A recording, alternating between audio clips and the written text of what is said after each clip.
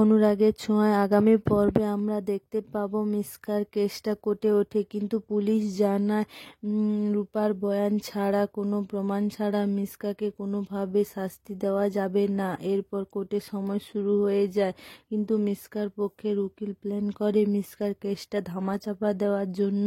দীপাকে নিয়ে নোংরা নোংরা কথা বলে, অর্জুনকে নিয়ে নোংরা কথা বলে। অপরদিকে অর্জুন মনে মনে ভাবে আমার শেষ চেষ্টা করতেই হবে। এই বলে অর্জুন চেষ্টা করে যদি রূপাকে কোনোভাবে কথা বলানো যায়।